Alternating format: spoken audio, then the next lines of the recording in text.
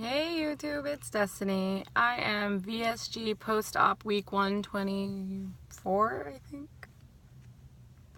I had vertical sleeve gastrectomy on February 2nd, 2015 at Enloe Medical Center in Chico, California. My surgeon is Dr. Darren Ludwig.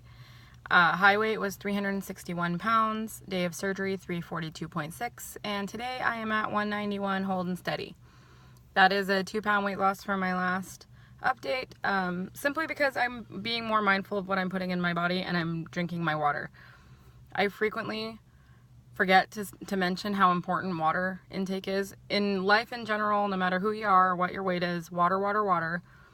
But especially if you are a WLS patient, because we dehydrate super duper easily. And if you're not properly hydrated, you're not going to lose the weight you should be losing because you will gain water weight. I live in Northern California. It gets hot as hell here. Like, we had a heat wave last week. We were like pushing 115 all week, and I wouldn't have made it through it without my water. So drink your water. Water before protein, water before anything else. Water and then other things. This week I want to talk about cross addictions because I have a lot of friends that are in the WLS community, and I think that's something that we don't think about a lot before we have the surgery. We don't think about it until we're doing things that are jeopardizing ourselves in one way or another. So what a cross addiction is if you are a morbidly obese or super morbidly obese person, which is the case with WLS patients, you kind of have to be categorized as morbidly obese. On rare occasions, they'll make exceptions. But okay, so generally you're morbidly or super morbidly obese. That doesn't happen without a food problem. Whether or not you're willing to admit to yourself you have a food problem or not is not the point. The point is you don't become obese or super morbidly obese by being a healthy eater. And so we have this addiction to food, be it we purge, we binge, whatever the case may be. And we get the surgery and we can no longer use that crutch because we don't have the capacity for it. So what happens is we trade an addiction for another addiction.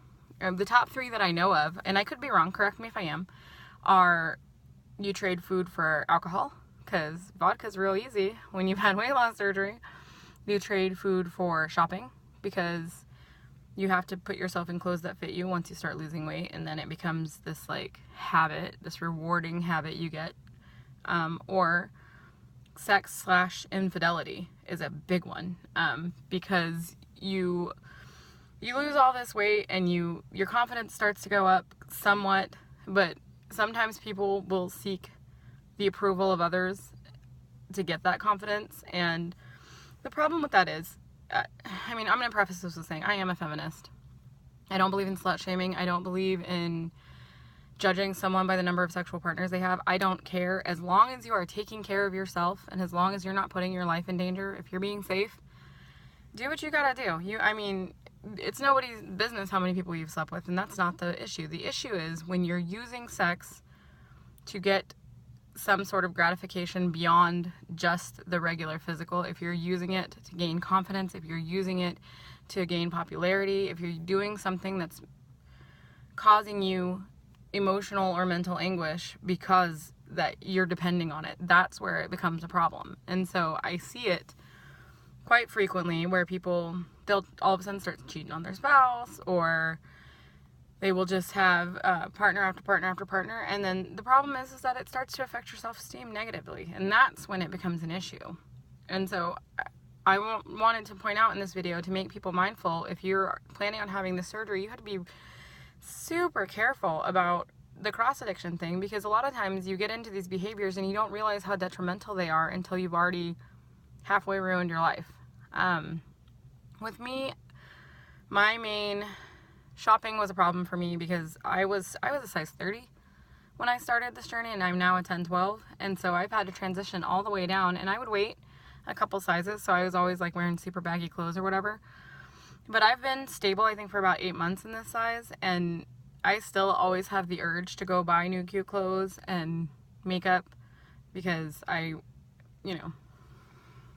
it's a thing now. And so you just have to be very mindful and careful of that, because you don't want to cause yourself trouble or financially or health-wise or emotionally by trading one addiction for another. So I wanted to bring up to be very, very mindful of cross addictions, because they do happen, and I don't think I know anybody that's had weight loss surgery that doesn't have at least a little bit of a cross addiction. So just be careful of that. Take care of yourselves. We'll take care of each other. I'm here for you guys. If you want to talk to somebody, message me. I always answer, because that's what this is all about. This is about supporting each other to be our most healthy, authentic selves. So that's what I had for this week, and I will see you guys next week.